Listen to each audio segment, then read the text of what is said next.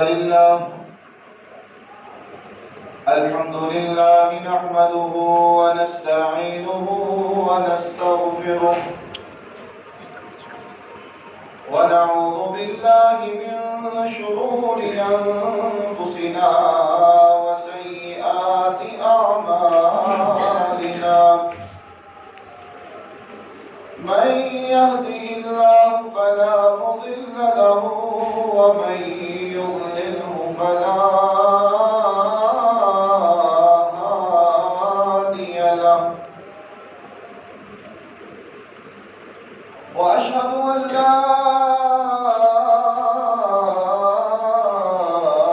إله إلا الله وحده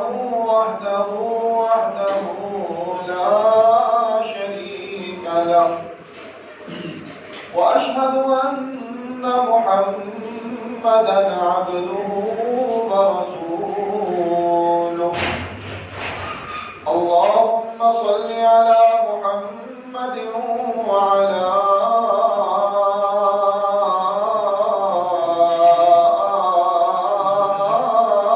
آل محمد كما صليت على إبراهيم وعلى آل إبراهيم إنك حميد مجيد اللهم بارك على محمد وعلى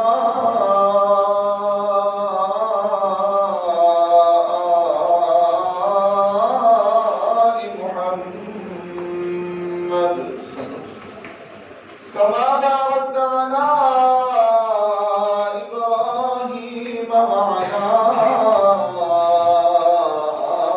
آل إبراهيم إنك حميد مجيد أما بعد فإن خير الحديث كتاب الله وخير الهدي هدي محمد صلى الله عليه وسلم وشر الأمور محدثاتها وكل محدثة بدعة وكل بدعة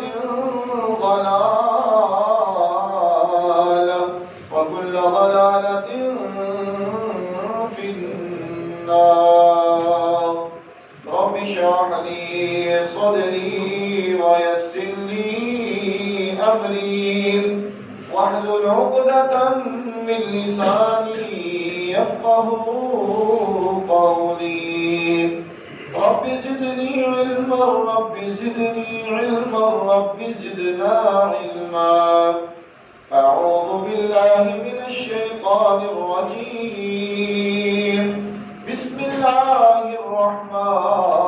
الرحمن الرحيم إنما وليكم الله ورسوله والذين آمنوا الذين يقيمون الصلاة ويؤتون الزكاة وهم راكعون ومن يتول الله ورسوله والذين آمنوا فإن حزب الله هم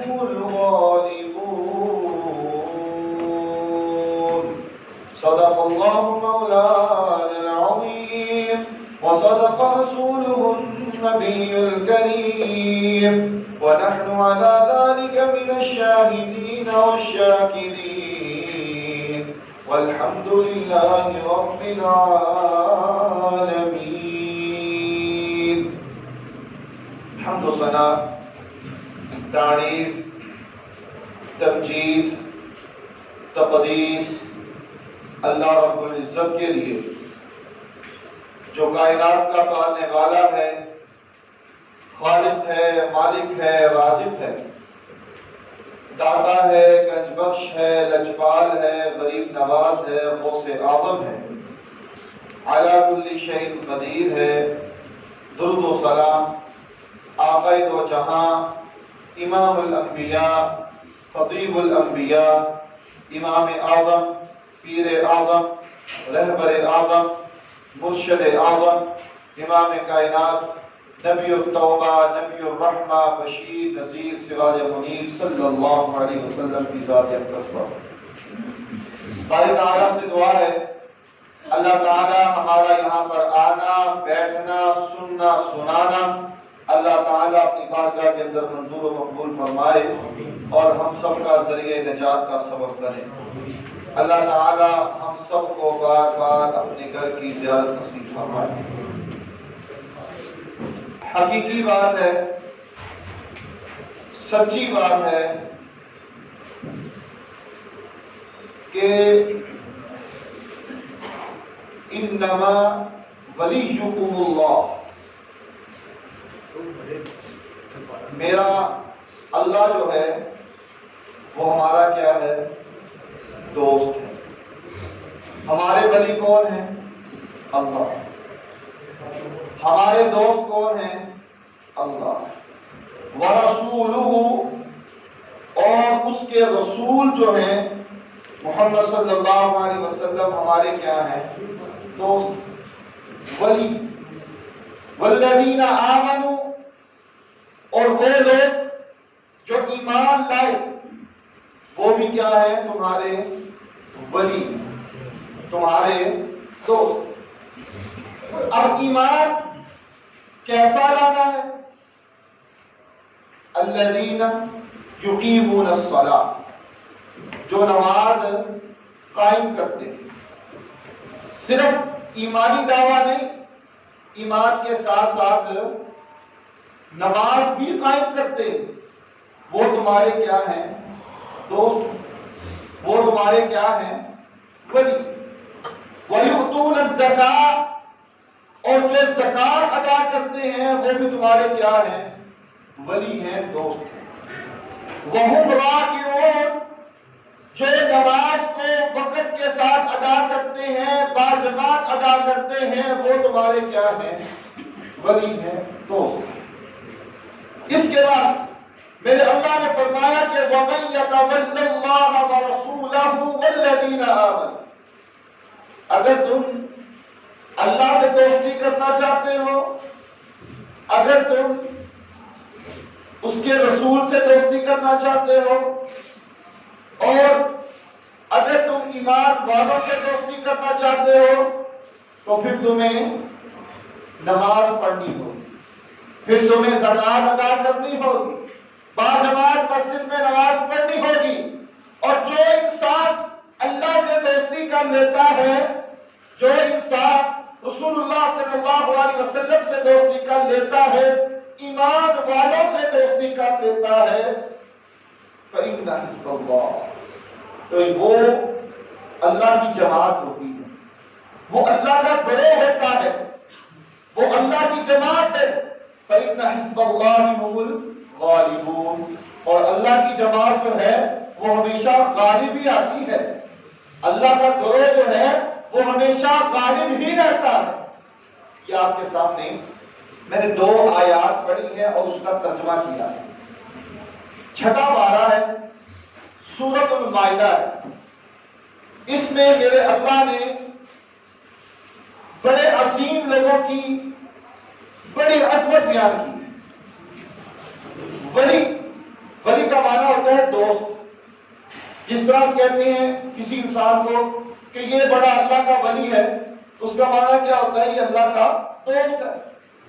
تو انما ولیکم اللہ ورسولہ والذین آمنوا، انما ولیکم اللہ، تمہارا دوست کون ہے؟ اللہ۔ ورسولہ، اور تمہارا دوست کون ہے؟ رسول۔ والذین آمنوا، اور جو لوگ ایمان لائے، جو لوگ ایمان لائے۔ اللہ کے نبی صلی اللہ علیہ وسلم کے دور پر جو ایمان لائے تھے وہ کون تھے؟ صحابہ۔ وہ کون سی جماعت تھی؟ صحابہ کی جماعت تھی۔ ہم میں سے، آپ میں سے، ہمارے آباء و اجداد میں سے کوئی تھا وہاں نہیں، بلکہ آپ صلی اللہ علیہ وسلم پر جو ایمان لائے وہ جماعت کون سی تھی؟ صحابہ کی جماعت۔ والذین آمنوا انما ولیکم اللہ اللہ ورسولہ والذین آمنوا الذین یقیمون الصلاة ویؤتون الزکاة وہم راکعون۔ اور جو انسان اللہ سے دوستی کر لیتا ہے، جو انسان رسول اللہ صلی اللہ علیہ وسلم سے دوستی کرتا ہے، جو انسان صحابہ سے دوستی کرتا ہے، جو انسان ان کا ادب کرتا ہے، احترام کرتا ہے، ان کی شان کو بیان کرتا ہے، ان کی عظمت کو سمجھتا ہے اور ان کی زندگی کو دیکھ کر زندگی گزارنے کی کوشش کرتا ہے، میرا رب ایسے لوگوں کو اپنی جماعت میں شامل کر لیتا ہے، اپنے گروہ میں شامل کر لیتا ہے۔ اور میرے رب کی جماعت جو ہے، میرے رب کا گروہ جو ہے، وہ ہمیشہ غالب ہی آتا ہے۔ دنیا اس کی مخالفت کرے، دنیا اس کو چھوڑ دے، دنیا اس کو تانے دے، دنیا اس کو دھتکار دے، لیکن جب اللہ جس انسان سے دوستی کر دیتا ہے تو پھر میرا اللہ اس انسان کو دنیا میں ضائع کرتا نہیں کرتا۔ رسول اللہ صلی اللہ علیہ وسلم کی حدیث، آپ صلی اللہ علیہ وسلم نے فرمایا خیر الناس قرنی، پوری انسانیت میں سے آدم علیہ السلام سے لے کر قیامت تک پوری دنیا میں سے جتنے بھی ادوار آئے، جتنے بھی دور آئے، جتنی بھی قومیں آئیں، آپ نے فرمایا خیر الناس قرنی، ان سب میں سے سب سے بہتر دور کون سا تھا؟ محمد رسول اللہ صلی اللہ علیہ وسلم۔ آپ نے فرمایا کہ سب سے بہترین دور تھا، آدم علیہ السلام سے لے کر قیامت تک جتنے بھی زمانے آئے، دور آئے، وقت آئے، حالات آئے، سب سے بہترین زمانہ میں محمد صلی اللہ علیہ وسلم کا۔ اس کے بعد آپ صلی اللہ علیہ وسلم نے فرمایا ثم الذین یلونہم، اس کے بعد آپ نے فرمایا کہ سب سے بہترین زمانہ میرے صحابہ کا زمانہ ہے، میرے ساتھیوں کا زمانہ ہے، میرے اصحاب کا زمانہ ہے۔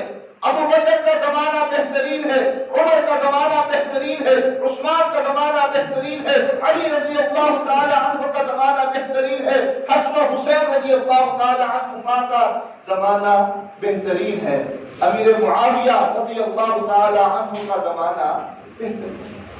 ثم الذین یلونہم، پھر آپ نے فرمایا اس کے بعد، ان کے بعد جو زمانہ آئے گا وہ سب سے بہترین زمانہ ہوگا۔ یعنی کہ اس حدیث میں تین زمانے جو ہیں وہ سب سے بہترین بتلائے گئے۔ پہلا زمانہ آپ صلی اللہ علیہ وسلم کا زمانہ، اس کے بعد آپ کے اصحاب کا زمانہ، یہ سب سے بہترین زمانہ ہے۔ اس کے بعد صحابہ کے بعد کا جو دور آیا وہ آپ صلی اللہ علیہ وسلم نے فرمایا کہ سب سے بہترین زمانہ ہے۔ اب اللہ کے نبی صلی اللہ علیہ وسلم کے زمانے کو بہترین زمانہ کیوں کہا گیا؟ کیا وجہ تھی، کیا حکمت؟ پوری انسانیت میں سے، پوری دنیا میں سے، آدم علیہ السلام سے لے کر قیامت تک جتنے بھی انسان آئے، لوگ آئے، سب میں سے اعلیٰ ہستی کون سی ہے؟ محمد رسول اللہ صلی اللہ علیہ وسلم۔ جتنے بھی لوگ آئے، جتنے بھی انبیاء آئے، سب میں سے افضل اعلیٰ کون ہے؟ محمد رسول اللہ صلی اللہ علیہ وسلم۔ اسی لیے میرے اللہ نے آپ جس زمانے میں آئے اس زمانے کو سب سے افضل زمانہ قرار دیا۔ اس کے بعد اصحاب کا، ابو بکر کا دور آیا رضی اللہ تعالی عنہ، عمر، عثمان رضی اللہ تعالی عنہما، علی رضی اللہ تعالی عنہ، اسی طرح حسن و حسین اور امیر معاویہ رضی اللہ تعالی عنہ کا دور آیا۔ یہ زمانہ بہترین زمانہ ہے۔ جو دو آیات میں نے آپ کے سامنے پڑھی ہیں، میرے اللہ نے فرمایا ہے کہ جو انسان اللہ سے دوستی کرے گا، رسول اللہ صلی اللہ علیہ وسلم سے دوستی کرے گا اور میرے اصحاب سے دوستی کرے گا، میرے نبی کے ساتھیوں سے دوستی کرے گا، تو وہ انسان خوشخبری سن لے کہ اللہ اس کو اپنی جماعت میں شامل کر دے گا۔ یہ اعزاز معمولی اعزاز نہیں ہے، یہ بشارت معمولی بشارت نہیں ہے، یہ خوشخبری چھوٹی خوشخبری نہیں ہے۔ میرے اللہ کی جماعت، اللہ کا گروہ یہ کوئی عام گروہ ہوتا نہیں. اور پھر ساتھ ہی میرے اللہ نے ان آیات میں فرما دیا کہ وہ گروہ جو ہے غالب ہی رہے گا، پیچھے رہے گا نہیں. رسول اللہ صلی اللہ علیہ وسلم کی حدیث، آپ صلی اللہ علیہ وسلم نے فرمایا کہ بنی اسرائیل ان کے ادوار میں جو چیزیں پائی جاتی تھیں، ایک وقت آئے گا کہ میری قوم میں، میری امت میں بھی وہی چیزیں پائی جائیں گی. بنی اسرائیل کے دور میں جو عادتیں لوگوں میں پائی جائیں گی، جو پائی جاتی تھی، وہ میری امت میں بھی ایک وقت آئے گا پائی جائیں گی. حدیث کے الفاظ ہیں، آپ نے جوتی کی مثال دی. جس طرح جوتی کے تلوے برابر ہوتے ہیں، چھوٹے بڑے نہیں ہوتے، بالکل برابر ہوتے ہیں، آپ نے یہ مثال دے کر سمجھانا چاہا کہ ہو بہو بالکل سیم جو عادتیں، جو چیزیں بنی اسرائیل میں تھی، میری امت میں بھی وہی ایک وقت آئے گا ان میں پائی جائیں گی. پھر آپ صلی اللہ علیہ وسلم نے فرمایا کہ بنی اسرائیل میں ایک ایسا وقت بھی گزرا ہے کہ جس نے اپنی ماں کے ساتھ منہ کالا کیا. پھر آپ نے فرمایا کہ میری امت میں بھی ایسا شخص پیدا ہوگا، ایسا انسان پیدا ہوگا جو اپنی ماں کے ساتھ منہ کالا کرے. پھر نبی علیہ السلام نے فرمایا بنی اسرائیل کے 72 فرقے تھے، میری امت کے 73 فرقے ہوں گے. بنی اسرائیل کے کتنے تھے؟ 72. اور میری امت کے 73 فرقے ہوں گے، اور ان 73 میں سے 72 جہنم میں جائیں گے، صرف ایک جنت میں جائے گا. آپ صحابہ سے مخاطب تھے، صحابہ آپ کی گفتگو کو سن رہے تھے.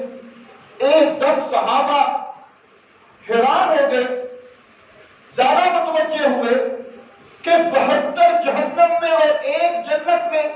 یا رسول اللہ صلی اللہ علیہ وسلم ہمیں بتلائیے کہ وہ ایک گروہ کون سا ہوگا، وہ ایک جماعت کون سی جماعت ہوگی جو جنت میں جائے گی. یا رسول اللہ صلی اللہ علیہ وسلم ہم نے اس جنت کے لیے اپنا گھر بار چھوڑا، ہم نے اس جنت کے لیے اپنے والدین کو چھوڑا، ہم نے اس جنت کے لیے اپنے بیوی بچوں کو چھوڑا، ہم نے اس جنت کے لیے اپنے رشتہ داروں کو چھوڑا، اپنے مال کو چھوڑا، سب کچھ چھوڑ کر ہم صرف اس لیے اسلام لے کر آئے ہیں، اس لیے ہم نے اسلام کو قبول کیا ہے کہ ہم جنت میں چلے گئے. اور آپ کہہ رہے ہیں کہ 72 جہنم میں اور ایک جنت میں. آپ صلی اللہ علیہ وسلم نے فرمایا میرے صحابہ پریشان نہ ہو، پریشان نہ ہو، تم تو جنت میں جاؤ گے، تم جنت میں جاؤ گے، لیکن وہ 72 جہنم میں اور ایک جنت میں، جو جنت میں جائے گا گروہ وہ کون سا ہوگا؟ ما انا علیہ و اصحابی. آپ نے فرمایا ما انا علیہ و اصحابی. صحابہ نے سوال کیا، آپ نے فرمایا صحابہ تم تو جنت میں جاؤ گے، لیکن یہ جو 72 میں جہنم میں اور ایک جنت میں، آپ نے فرمایا کہ وہ جو ایک گروہ جنت میں جائے گا وہ کون سا ہوگا؟ ما انا علیہ و اصحابی. جو میرے عقیدے کے مطابق عقیدہ رکھتا ہوگا، جو میرے صحابہ کے عقیدے کے مطابق عقیدہ رکھتا ہوگا وہ جنت میں جائے گا. جو عمل میرے عمل کے مطابق کرے گا، جو عمل میرے صحابہ کے عمل کے مطابق کرے گا وہ کہاں جائے گا؟ جنت میں. آپ نے صرف اپنا نہیں کہا کہ جو میرے طریقے کے مطابق، جو میرے عقیدے کے مطابق نہیں، بلکہ آپ نے فرمایا ما انا علیہ و اصحابی، کہ جو میرے عقیدے اور میرے صحابہ کے عقیدے، جو میرے عمل اور میرے صحابہ کے عمل کے مطابق زندگی بسر کرے گا وہ کہاں جائے گا؟ جنت میں. اس سے یہ بات ہمیں سمجھ میں آ رہی ہے کہ صحابہ جو ہے وہ جنت میں جانے کا ایک ذریعہ ہے. صحابہ جو ہے وہ ہمارے جنت میں جانے کا ایک راستہ ہے. اگر ہم چاہتے ہیں کہ ہم جنت میں جائیں تو پھر ہمیں صحابہ کی زندگیوں کو اپنانا ہوگا، ان کی سیرت کو پڑھنا ہوگا، ان کی عظمت کو، ان کی شان کو، ان کے مقام کو، اسی میں ہماری کامیابی ہے اور اسی میں ہماری کامیابی ہے۔ یہ حدیث اللہ کے نبی صلی اللہ علیہ وسلم نے بیان کی تو انس رضی اللہ تعالی عنہ سن رہے ہیں۔ اب اللہ کے نبی صلی اللہ علیہ وسلم نے فرمایا کہ 72 جہنم میں جائیں گے اور ایک جنت میں جائیں گے، اور جو جنت میں جائے گا وہ گروہ کون سا ہوگا؟ آپ صلی اللہ علیہ وسلم اور آپ کے اصحاب ان کی باتوں کو ماننے والا، ان کی زندگیوں کے مطابق اپنی زندگیوں کو بسر کرنے والا کہاں جائے گا؟ جنت میں۔ قیامت تک قانون بن گیا کہ محمد صلی اللہ علیہ وسلم اور آپ کے اصحاب ان کے مطابق زندگی بسر کرنی ہے تو پھر کامیابی ہے۔ اللہ کے نبی صلی اللہ علیہ وسلم کے بعد بخاری کی روایت ہے، ایک دیہاتی آیا، آ کر کہنے لگا یا رسول اللہ صلی اللہ علیہ وسلم قیامت کب آئے گی؟ آپ نے فرمایا کہ لوگ قیامت کا سن کے بھاگتے ہیں، پریشان ہوتے ہیں، خوفزدہ ہوتے ہیں، اور تم پوچھ رہے ہو کہ قیامت کب آئے گی؟ یا رسول اللہ صلی اللہ علیہ وسلم قیامت کب آئے گی؟ آپ نے فرمایا تجھے تیاری کرنی ہے، تیرے پاس نیکیاں اکٹھی ہو گئی ہیں؟ فرمانے لگا کہ یا رسول اللہ صلی اللہ علیہ وسلم اور تو میرے پاس کچھ نہیں ہے، لیکن ایک چیز میرے پاس ضرور ہے، اس کی میں گارنٹی دے سکتا ہوں، وہ یہ ہے کہ میں سب سے زیادہ میں آپ صلی اللہ علیہ وسلم سے پیار کرنے والا ہوں، سب سے زیادہ۔ اللہ کے نبی صلی اللہ علیہ وسلم نے فرمایا کہ اچھا اگر یہ بات ہے تو یہ چیز تجھے جنت میں لے جائے گی، اور آپ نے فرمایا قیامت والے دن انسان اس کے ساتھ ہی کھڑا ہوگا جس کے ساتھ وہ دنیا میں پیار کرتا ہوگا، جس کے ساتھ وہ دنیا میں محبت کرتا ہوگا، جس کو وہ چاہتا ہوگا، اور جس کے ساتھ رہنا اٹھنا بیٹھنا پسند کرتا ہوگا، قیامت والے دن وہ انسان اس کے ساتھ کھڑا ہوگا۔ انس رضی اللہ تعالی عنہ موجود تھے، وہ مسکرانے لگے، کہنے لگے اللہ کی قسم اس حدیث کو سننے کے بعد میں آج بہت خوش ہوں۔ فرمایا کیوں خوش؟ کہا کہ یا رسول اللہ صلی اللہ علیہ وسلم میرے پاس اتنی نیکیاں نہیں، میرے پاس اتنے عمل نہیں ہے کہ میں آپ اور آپ کے اصحاب ان کا مقابلہ کر سکوں، ان کی برابری کر سکوں۔ ابو بکر رضی اللہ تعالی عنہ میں ان کی برابری کر سکوں، عمر رضی اللہ تعالی عنہ ان کی برابری کر سکوں، عثمان علی رضی اللہ تعالی عنہما ان کی برابری کر سکوں، میں اس طرح کر سکتا نہیں، میرے پاس عمل ہی نہیں، نیکیاں نہیں۔ وہ مجھ سے بہت آگے ہیں، بڑے ہی عالم ہیں، بڑے ہی مجھ سے آگے ہیں، میں ان کی برابری نہیں کر سکتا۔ لیکن جب آپ نے یہ حدیث بیان کی کہ انسان جس کے ساتھ محبت کرے گا، پیار کرے گا، میرا اللہ اس کو قیامت والے دن اس کا پڑوس عطا کر دے گا، تو پھر مجھے خوشی ہوئی، میرے اندر یہ امید جاگی کہ واقعتاً اگر عملوں کی طرف دیکھا جائے، نیکیوں کی طرف دیکھا جائے تو پھر بات نہیں بنتی، لیکن میں آپ سے بہت پیار کرنے والا ہوں، آپ کے اصحاب ابو بکر و عمر عثمان و علی رضوان اللہ علیہم اجمعین سے بڑی محبت کرنے والا ہوں، تو یقیناً یہ بات جو ہے یہ مجھے اللہ کے نبی اور آپ کے اصحاب کا پڑوس جنت میں عطا کرے۔ اب ہمیں فیصلہ کرنا ہے کہ ہم آپ کا اور آپ کے اصحاب کا پڑوس لینا چاہتے ہیں کہ نہیں لینا چاہتے۔ اگر ہم چاہتے ہیں عمل نیکیاں ہم ان کے برابر ہو سکتے نہیں، اور یہ عقیدہ یہ سوچنا بھی گناہ ہے۔ ابو بکر رضی اللہ تعالیٰ وہ ہستی ہے کہ جن کو جنت کے 8 دروازوں سے آواز آئے گی، عمر وہ ہستی ہے جو رائے زمین پر دیتے ہیں میرا اللہ عرش پر قرآن بنا کر نازل کر دیتا ہے، عثمان وہ ہستی ہے کہ جب آپ منبر پر بیٹھے ہوئے تھے، آپ نے جولی اس کے اندر سونا جمع تھا اور آپ اس سونے کو زمین پر رکھ رہے تھے اور عثمان اعلان ہو رہا تھا، تو آپ نے اس موقع پر فرمایا تھا کہ عثمان بس آج کے بعد کوئی عمل بھی نہ کرنا، جنت تمہارے لیے واجب ہے۔ وہ اتنی عظمت والے علی رضی اللہ تعالیٰ کتنی شان والے، کتنے مقام والے، کتنے مرتبے والے، تو ہم ان کا مقابلہ کر سکتے نہیں، ان کی نیکیوں کے برابر آ سکتے، ساری زندگی بغیر کسی سستی کے اگر ہم تہجد بھی پڑھتے رہے، نیکیاں بھی کرتے رہے، تو ان کا مقابلہ کر سکتے نہیں۔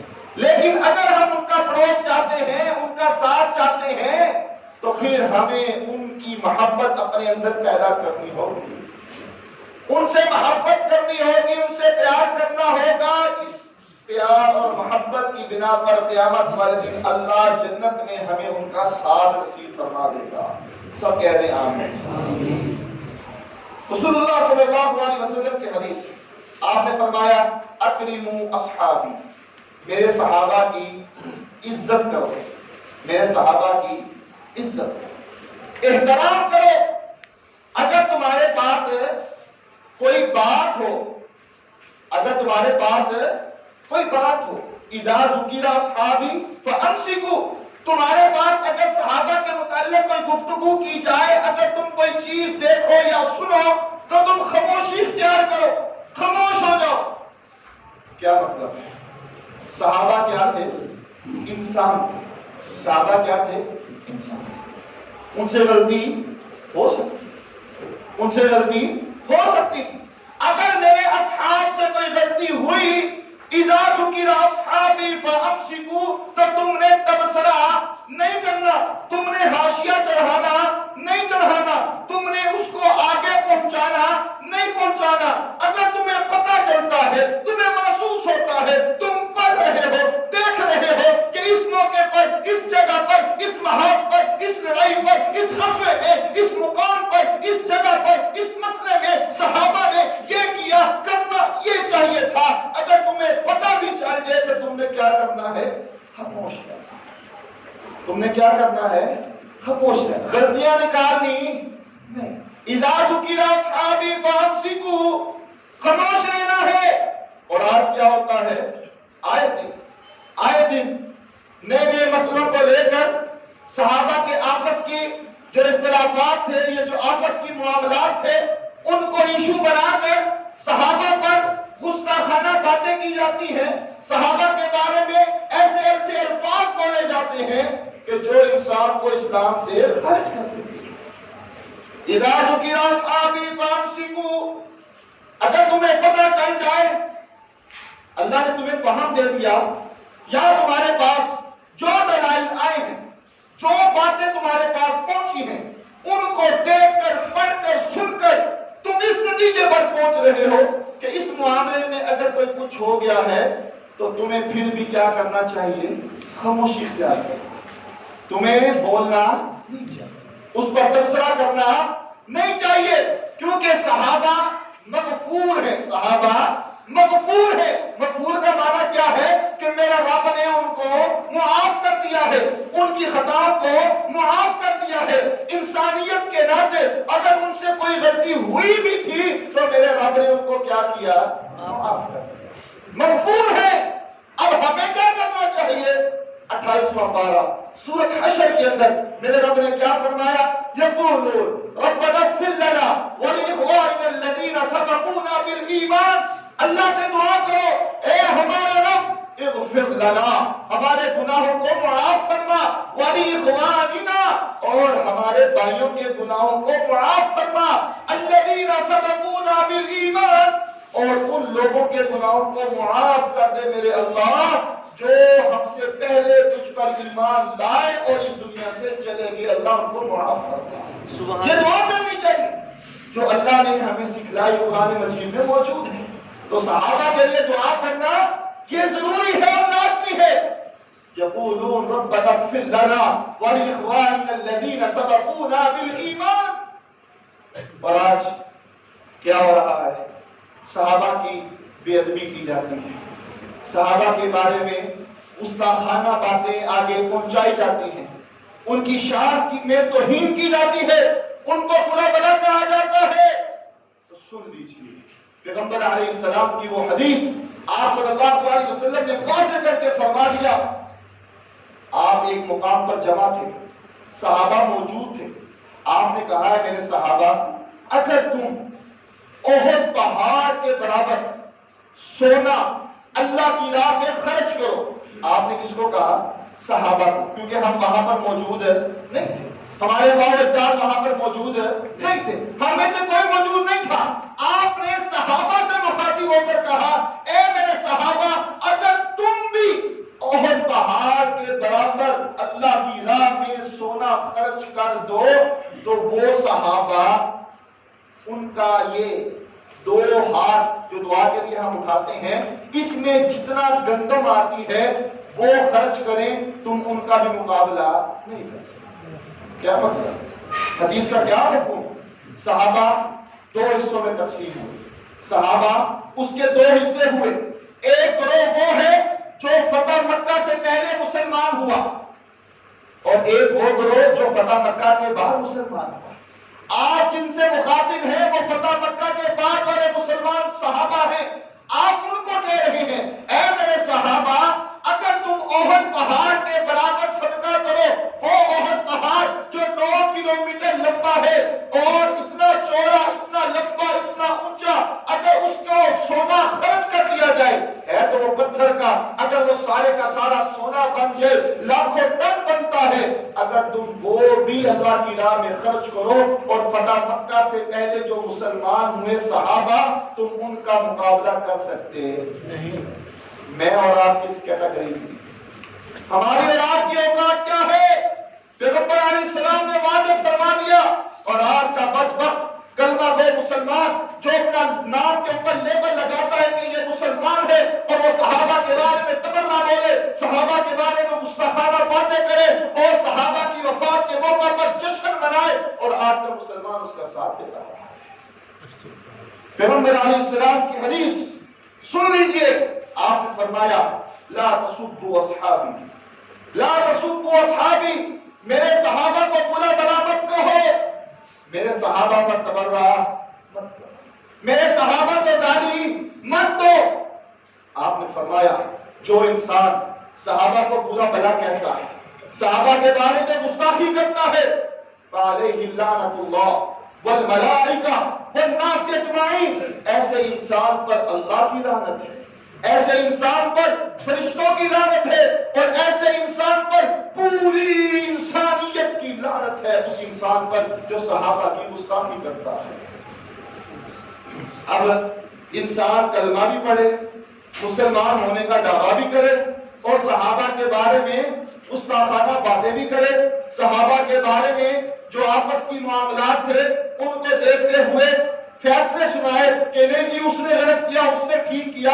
اللہ نے تو تمہیں منصف بنایا ہی نہیں ہے، اللہ نے تمہیں یہ کہا ہی نہیں ہے کہ تم ان کے بارے میں فیصلہ کرو، کیونکہ میرے رب نے تو فیصلہ کر دیا ہے کہ وہ صحابہ مغفور ہے. ہاں، اس انسان کے متعلق میرے رب نے ضرور فرما دیا لعنت اللہ والملائکۃ والناس اجمعین، اللہ کی لعنت، فرشتوں کی لعنت اور سارے انسانوں کی لعنت. اب جس انسان پر اللہ کی لعنت پڑے وہ جنت میں جا سکتا ہے؟ جس انسان پر فرشتوں کی لعنت پڑے وہ فرشتوں کی سفارش کا مستحق بن سکتا ہے؟ والناس اجمعین، ساری انسانیت کی لعنتیں اس پر برستی ہو، اور ساری انسانیت پر محمد رسول اللہ صلی اللہ علیہ وسلم بھی آتی ہیں. جس پر آپ صلی اللہ علیہ وسلم کی لعنت برسے تو وہ کیا آپ کی سفارش کا، آپ کی شفاعت کا مستحق بنے گا؟ ایک حدیث جو اس بات کو بڑا ہی واضح کر دیتی، امام حاکم مستدرک حاکم کی روایت ہے، 6656 نمبر حدیث ہے. اس حدیث کو یاد کیجئے اور اپنے گھروں میں سنائیں اور آگے پھیلائیں. آج رافضیت، شیعیت جس قدر تیزی کے ساتھ پھیل رہی ہے، یہ حدیث ہر مسلمان کو یاد ہونی چاہیے، یہ ہر موڑ پر کام آتی ہے. وہ حدیث کیا ہے؟ مستدرک حاکم کی روایت ہے، 6656 نمبر حدیث ہے. اللہ کے نبی صلی اللہ علیہ وسلم نے فرمایا کہ بے شک اللہ نے مجھے چنا ہے، اللہ نے مجھے چنا ہے، اللہ نے میرا انتخاب کیا ہے، اللہ نے میرا انتخاب کیا. ہم کہتے ہیں نا کہ مصطفیٰ، آپ صلی اللہ علیہ وسلم کے لیے مصطفیٰ کا لفظ استعمال کرتے ہیں، تو اس مصطفیٰ کا معنی کیا ہے؟ چنا ہوا. تو میرے اللہ کا انتخاب محمد رسول اللہ صلی اللہ علیہ وسلم ہے۔ میرے اللہ نے آپ کو منتخب کیا، آپ کو چنا۔ اس کے بعد حدیث کے لفظ ہیں کہ میرے اللہ نے آپ صلی اللہ علیہ وسلم کے اصحاب کو آپ کے لیے چنا۔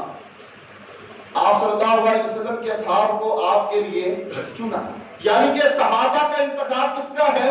میرے رب کا۔ میرے رب کا انتخاب غلط ہو سکتا نہیں۔ میرے رب کا جو انتخاب کو جو غلط کہے گا وہ خود غلط ہوگا۔ میرے رب کا انتخاب غلط ہو سکتا نہیں۔ میرے اللہ کو کس نے چنا؟ رسول اللہ صلی اللہ علیہ وسلم کو کس نے چنا؟ میرے اللہ نے آپ صلی اللہ علیہ وسلم کو چنا اور آپ کے اصحاب کو چنا۔ اب حدیث کا دوسرا حصہ آپ نے فرمایا کہ میرے اللہ نے میرے لیے کچھ وزیر مقرر کیے، میرے لیے میرے اللہ نے کچھ وزیر مقرر کیے اور کچھ انصاری مقرر کیے، اور میرے اللہ نے میرے لیے کچھ میرے سسرالی بنائے۔ اب اس حدیث کے الفاظ پر غور کیجئے کہ میرے اللہ نے میرے لیے وزیروں کو مقرر کیا، یعنی کہ ابو بکر، عمر، عثمان اور علی رضوان اللہ علیہ مجمعین کس کا انتخاب ہے؟ میرے اللہ۔ ان کو وزیر کس نے بنایا؟ میرے اللہ نے بنایا۔ اس کے بعد انصار، ان کو کس نے بنایا؟ میرے اللہ نے بنایا۔ اس کے بعد میرے نبی کے جو سسرالی تھے، میرے نبی کے جو سسرالی تھے، ان کو کس نے بنایا؟ آپ صلی اللہ علیہ وسلم کی حدیث ہے، مستدرک حاکم کی روایت ہے کہ آپ نے فرمایا کہ ان کو بھی انتخاب ان کا کس کا تھا؟ میرے اللہ کا انتخاب تھا۔ ان کو بھی منتخب کس نے کیا؟ میرے اللہ نے۔ ابو بکر رضی اللہ تعالی عنہ کی بیٹی کے ساتھ نکاح ہوا آپ صلی اللہ علیہ وسلم کا، وہ انتخاب کس کا تھا؟ اللہ کا۔ عمر فاروق رضی اللہ تعالی عنہ کی بیٹی کا ساتھ نکاح آپ صلی اللہ علیہ وسلم کا ہوا، انتخاب کس کا تھا؟ اللہ کا۔ عثمان غنی رضی اللہ تعالی عنہ کے ساتھ آپ صلی اللہ علیہ وسلم کی دو بیٹیوں کا نکاح ہوا، انتخاب کس کا تھا؟ میرے اللہ کا۔ علی رضی اللہ تعالی عنہ کے ساتھ آپ صلی اللہ علیہ وسلم کی ایک بیٹی کا نکاح ہوا، انتخاب کس کا تھا؟ میرے اللہ کا۔ حسن و حسین جن کے ساتھ آپ بڑا پیار کرتے تھے، انتخاب کس کا تھا؟ میرے اللہ کا۔ اور امیر معاویہ رضی اللہ تعالی عنہ، کاتب وحی رضی اللہ تعالی عنہ، ان کی بہن کے ساتھ آپ کا نکاح ہوا، انتخاب کس کا تھا؟ میرے اللہ کا۔ اب آج کا مورخ، آج کا تاریخ دان ان صحابہ کے بارے میں گفتگو کرے اپنے ذہن کے مطابق تو وہ غلط تو ہو سکتی ہے، ردی کے ٹکڑے بن سکتے ہیں، لیکن میرے اللہ کا انتخاب غلط ہو سکتا نہیں ہے۔ آج امیر معاویہ کے بارے میں جو باتیں لوگوں کے درمیان مشہور کی جاتی ہیں وہ سب من گڑت ہیں، بے بنیاد ہیں، بکواسیات ہیں۔ کیوں؟ کیونکہ میرے اللہ کا انتخاب غلط ہو سکتا نہیں ہے۔ یہ رشتہ میرے اللہ نے خود جوڑا ہے۔ اگر کوئی ایسا مسئلہ ہوتا تو میرا اللہ انتخاب کرتا نہیں۔ اگر اللہ نے میرے نے انتخاب کر دیا ہے تو آج کا جو انسان ہے وہ جو مرضی بکواس کر لے، اس کی بکواس سے ان پر اثر پڑ سکتا نہیں۔ اب جو مسئلہ میں اب بیان کرنا چاہتا ہوں، یہ پورا جمعہ آج تمہیدن ہی گزر گیا، وہ یہ ہے 22 رجب آ رہی ہے، اتوار والا دن ہے۔ ہمارے ہاں مسلمان، کلمہ گو مسلمان کیا کریں گے جی؟ کنڈوں کا اہتمام کریں گے۔ کیا کریں گے؟ کنڈوں کا اہتمام کریں گے۔ آپ میں سے بھی ایسے ہوں گے جو اس کام کو سر انجام دیں اور میٹھا پکا کر تقسیم کریں گے۔ عام دنوں میں کوئی مانگنے کے لیے آ جائے تو اس کو بیچ دیا جاتا ہے کہ حالات ٹھیک نہیں ہے، پیسے نہیں ہیں، لیکن اس دن بس ہر انسان اس چکر میں ہوتا ہے کہ آج ہم نے میٹھا پکا کر تقسیم کرنا ہے۔ رجب کے کنڈے ہیں جس کو رجب کے کنڈے کہا جاتا ہے۔ تاریخ جو ہمارے یہاں مشہور کی جاتی ہے وہ یہ ہے کہ یہ رجب کے کنڈے کی جو تاریخ ہے، جو رسم ہے، یہ امام جعفر صادق علیہ الرحمہ ان کے نام کے ساتھ منسوب کی جاتی ہے۔ کہا جاتا ہے کہ ایک لمبی کہانی جو ہے، واقعہ جو ہے، آپ نے اکثر سنا بھی ہوگا اور سنتے بھی ہیں، وہ من گھڑت کہانی ہے۔ کہانی کا کوئی سر پیر نہیں ہوتا۔ کہانی جب مرضی، جیسے مرضی، جس طرح مرضی بنا دی جائے اپنے ذہن کے مطابق اس کی کوئی حقیقت ہوتی نہیں ہوتی. ساری کہانی بتلانے کے بعد، ساری کہانی بنانے کے بعد اینڈ پر یہ کہہ دیا جاتا ہے جو انسان 22 رجب والے دن ان کے کنڈے بناتا ہے اور ان کے کنڈے آگے تقسیم کرتا ہے، میٹھی ڈشوں کو بنا کر آگے تقسیم کرتا ہے، اور اس دن امام جعفر علیہ الرحمہ کے نام پر نظر و نیازیں دے کر جو بھی حاجت ان سے مانگے گا، جو بھی ان سے سوال کرے گا، ان کی حاجت کو ضرور پورا کیا جائے گا اور ان کی دعا کو ضرور سنا جائے گا. اگر ایسا نہ ہوا تو قیامت والے دن تم میرا گریبان پکڑ لینا. مختصر سی بات میں نے آپ کو بتا. اب دعائیں سننے والا کون ہے؟ اللہ ہے. پہلی بات، دعا سننے والا اللہ ہے. حاجتوں کو پورا کرنے والا اللہ ہے. ہماری فریادوں کو سننے والا اللہ، ہمیں شفا دینے والا اللہ، ہمارے دلوں کی باتوں کو جاننے والا، ہماری مرادوں کو پورا کرنے والا اللہ ہے. جب سب چیزیں ہماری اللہ سن رہا ہے، کر رہا ہے، دیکھ رہا ہے، تو پھر ہمیں دنیا کے سہارے کی ضرورت ہے؟ ہمیں کسی سیڑھی کی ضرورت ہے؟ ہمیں کسی سٹیپ کی ضرورت ہے؟ نہیں، کیونکہ ہمارا اللہ ہم سے زیادہ سنتا ہے. اللہ ہمارے قریب ہے. اللہ ہمارے دلوں کے وسوسے جو ابھی آئے نہیں، آنے والے ہیں، ان کو بھی جاننے والا کون ہے؟ میرا اللہ ہے. اور آج یہ کہانی بنا کر عام سادہ اہل سنت لوگوں کو برگلا کر ان رسموں کو کرنے کے لیے مجبور کیا جاتا ہے اور کر بھی رہے، لیکن حقیقت سے بالکل ناواقف ہے. حقیقت کیا؟ حقیقت یہ ہے کہ 22 رجب امیر معاویہ رضی اللہ تعالی عنہ کی وفات کا دن. شیعیت، رافضیت اس دن اعلان خوشی نہیں مناتے. پہلے رسالہ نکلتا تھا یہ اعظم مارکیٹ سے، جس میں لکھا جاتا تھا کہ مرگ معاویہ رضی اللہ تعالی عنہ، اور وہ خوشی مناتے ہیں، ان کی خوشی کا اظہار ہے، اور وہ اپنی خوشی کو منانے کے لیے انہوں نے لیبل کوئی اور دے دیا اور کہا کہ نہیں یہ کام کرو، یہ اندر سے وہ یہ معاملہ ہے. کیونکہ ان کے ہاں تقیہ مشہور ہے. تقیہ کہتے ہیں کہ اگر آپ کو وقتاً ضرورتاً اپنا ایمان بدلنا بھی پڑے، اپنا نظریہ بدلنا بھی پڑے تو ٹھیک ہے، آپ بدل سکتے ہیں. کسی کو قائل کرنا ہو تو اگر آپ نے اپنی سوچ بدلنی ہے تو بدل سکتے ہیں. اندر سے کچھ، باہر سے کچھ، یہ تقیہ ان میں عام ہے، جائز ہے. اب وہ اندر سے امیر معاویہ رضی اللہ تعالیٰ عنہ کی وفات پر خوشیاں مناتے ہیں، اور انہوں نے مشہور کیا جی یہ امام جعفر صادق علیہ الرحمہ کے نام کے کنڈے ہیں، لہذا نظر و نیاز دو، تمہاری مرادوں کو اللہ پورا کرے گا. ہمیں ایسا کام کرنے کی ضرورت نہیں. کیوں؟ عقیدہ مضبوط بنائیے، عقیدہ مضبوط بنائیے کہ ہمارا سب کچھ کون ہے؟ سب کچھ اللہ ہے. ہم نے اللہ سے مانگنا ہے، کسی سٹیپ کی، کسی سیڑھی کی ضرورت ہے نہیں ہے. اور جو انسان پھر بھی اس کام کا مرتکب بنے، کرے اس کام کو، تو پھر وہ صحابہ کے گستاخوں کا ساتھ دے رہا ہے. اور جو انسان صحابہ کے گستاخوں کا ساتھ دے گا، اسی حدیث 6656 نمبر جو حدیث ہے مصنف حاکم کی، اسی کا آخری حصہ کہ قیامت والے دن میرا اللہ ایسے انسان کی کوئی عبادت کو قبول کرے گا نہیں. وہ نماز کے ساتھ آئے گا، روزے کے ساتھ آئے گا، تہجد پڑھے، جو مرضی کرے، اگر دل میں بغض صحابہ ہے، اگر دل میں نفرت صحابہ ہے، اگر دل میں صحابہ کے بارے میں گستاخانہ باتیں موجود ہیں، تو پھر اللہ اس کی عبادت کو قبول کرے گا نہیں کرے گا. خدا را اپنے ایمان کو دیکھیے، اپنے اسلام کو دیکھیے.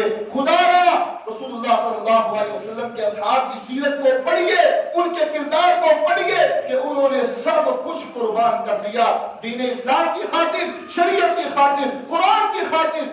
آپس کے معاملات اگر ہو بھی گئے ہیں، آپس کے معاملات اگر ہو بھی گئے ہیں، ہمیں اس پر تبصرہ کرنے کی ضرورت نہیں ہے، کیونکہ ہمیں شریعت نے روک دیا ہے، پابند کر دیا ہے. فَأَمْسِكُوا، سکوت اختیار کرو، خاموشی اختیار کرو، یہ تمہارا کام نہیں ہے. بس تم نے اللہ اور اس کے رسول صلی اللہ علیہ وسلم اور اصحاب رضی اللہ تعالی عنہم اجمعین، ان کو اپنا آئیڈیل ماننا ہے اور ان کو اپنا دوست بنانا ہے اور ان کی سیرت کو دیکھتے ہوئے زندگی بسر کرنی ہے. اسی میں کامیابی ہوگی، اسی میں کامرانی ہوگی. اللہ ہم سب کو اپنے اصحاب کا دفاع کرنے کی توفیق عطا فرمائے، اپنے اصحاب کی عظمت کو، ان کی شان کو، ان کے مقام کو سمجھنے کی اور ان کے مطابق زندگی بسر کرنے کی توفیق عطا فرمائے. وآخر دعوانا سبحان اللہ.